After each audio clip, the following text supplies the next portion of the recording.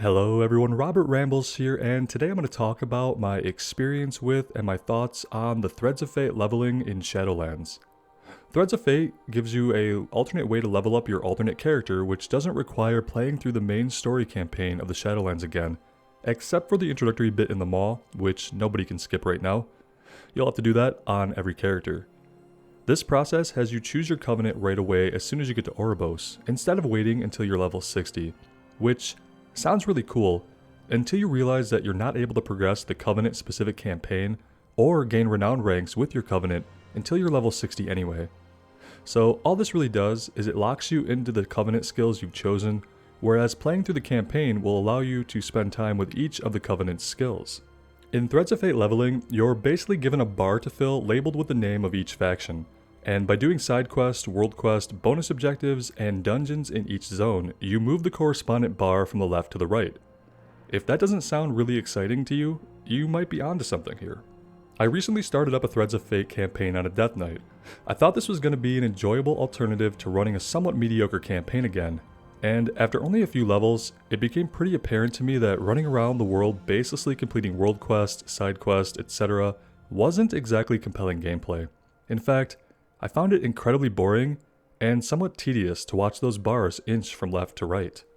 Occasionally we'd come across a side quest that would be interesting from a lore perspective, but it always lacked the build-up and depth to ever truly be good or immersive in any way. Some of them showed promise, and if Blizzard would invest more time and effort to develop some of the characters and plots that you come across, doing the side quest in each zone might have been a worthwhile experience.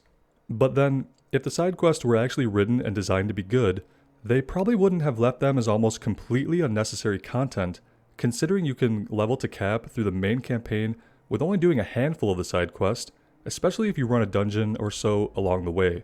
For example, when I leveled my paladin, I did most of the side quest in Bastion, but I didn't touch them in any other zone. When you're a game company and for some reason you're making content that you don't expect a majority of your players to even engage with, I guess there isn't much impetus to make it good, immersive, or interesting. And seeing as how WoW barely gives its main cast of characters each expansion time to breathe, or their story time to evolve, it should have been obvious that the side quests would feel even more stilted. I feel like Threads of Fate would work best if you wanted to watch something on Netflix, or maybe turn on a playlist on Spotify and just totally disengage from the game. But isn't that a little strange? That the game should have a mode that is best enjoyed while purposefully disengaging from it? When I had that thought, that the only way to get through the Threads of Fate leveling was to find a way to deaden my brain and just go with the flow, that was when I stopped. And I knew I wouldn't be going back. I just had the thought, what the hell am I doing with my time here?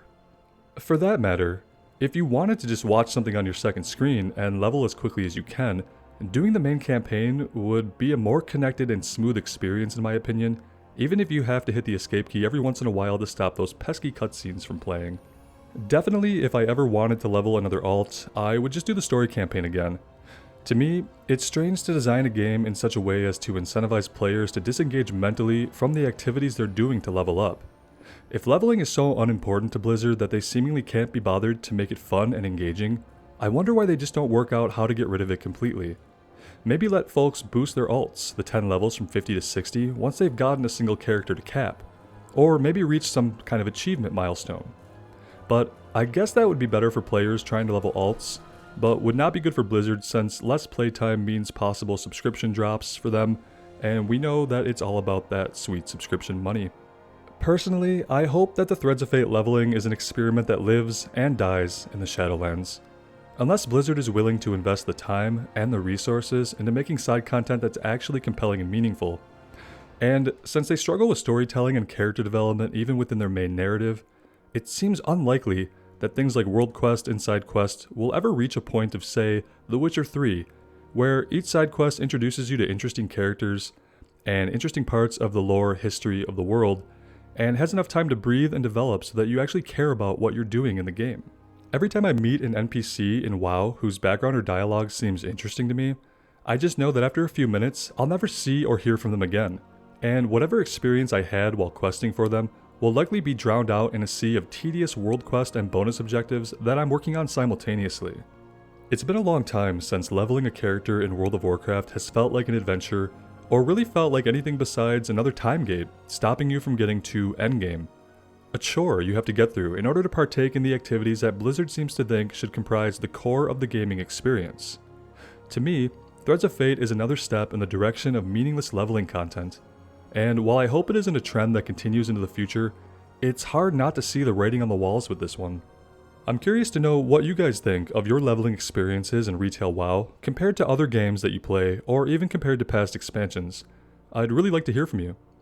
Until then, thank you for joining me today. I really appreciate you being here. Take care of yourselves out there, and we will see you in the World of Warcraft sometime soon. Bye now.